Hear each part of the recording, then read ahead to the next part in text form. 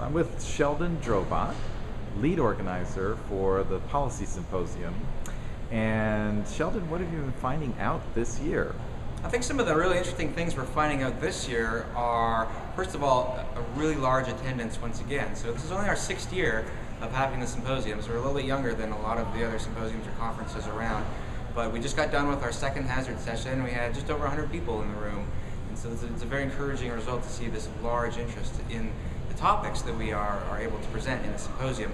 But I think overall, one of the more interesting things that I'm really seeing is the unification of the conference theme on communication really filtering down into the various talks that I'm hearing. Basically almost everybody say something about communication, and so that seems a little stronger coalescence this year than in past years around the theme. And another thing I think you mentioned to me once before is this, you get these different papers sometimes at a conference. They have nothing to do with each other and they're right back to back, but this year every time you get a new paper you're building on the previous paper. It definitely seems that way, and in two ways probably. One, we have really two main sections. One of them would be on climate and climate change, and another would be more on weather and weather warnings. And within each of those domains, we definitely hear Speaker A say something, and Speaker B will say, as Speaker A said, but here's a slightly different twist to it. And that's been really interesting to see, and then we get some really nice discussions, I think, after sessions about the speakers getting together in little groups and things like that. But the other part of it that I think is pretty interesting is you've got the climate community and the weather community, and these guys are all focused on warnings, these guys are all focused on climate change.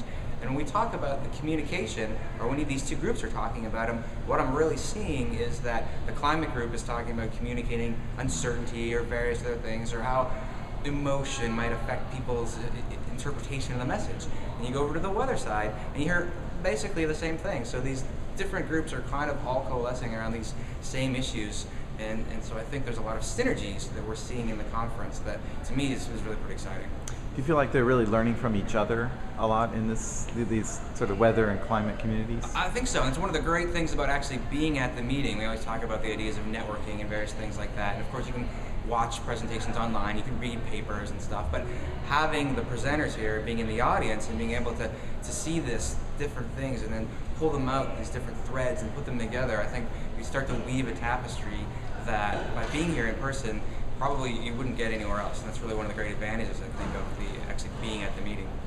Now, there's another thing about this theme is we're talking about communication, and we've brought in some communication experts this week, but at the same time, most people here wouldn't consider themselves to be communications experts, right? But we all do it anyway. Wouldn't you say there's sort of parallel to the way policy works into the AMS themes each year? I mean, we do policy, we're active in it, or we're affecting it, whether we like it or not, but we're not really experts. So how do you deal with that in a policy symposium for meteorologists and climatologists? I think you deal with it sort of in the way that experience and shared experience, and it goes back to that idea again of probably interacting with your colleagues. We all are approaching whether it's a communication issue or a policy issue in a slightly different way, but by being able to come here and talk to other people that are experiencing maybe similar or maybe dissimilar things, but I'm finding with a lot of the people that I talk to, whether they're doing something same or different from me, there's something that we can have a shared experience about that I can actually learn from them in something that they're doing that's totally different. Well, what do you think you're going to take away from this year's conference for your own work? Anything come to mind right away? Absolutely. I think one of the things that's going to really come to my mind is the importance of connecting with the end user in terms of communicating the weather and the hazard information. So in my own work, we're focused a lot on road hazards and how do we get information back to the drivers so that they don't blunder into an icy situation or a fog bank or something like that. And again, I'm hearing a lot of talks about things like emotion and how do you need to be clear in your message and simple and say it the same way in maybe different medium, for instance. And the importance of social networking in all this process. And so it's not necessarily just the standard weather service message or the standard product that you would push out there, but it's now this great blogosphere and Twitter sphere and everything else that's grabbing all this stuff and redistributing it. And there's a lot of power in that, but also a lot that can go wrong. So it's a challenge, but I'm very excited about it. Okay, one other thing. You're talking about technology now, and communication and how that it's changing the communications landscape.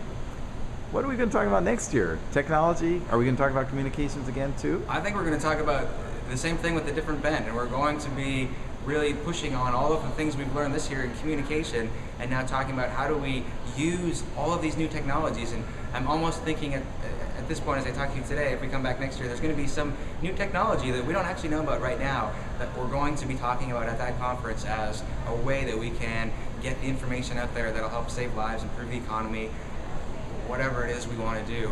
But I think what I really love about going from communications to technology is they'll be able to tie together, I think, and build on one another. So that's, I think, going to lead to a really great meeting.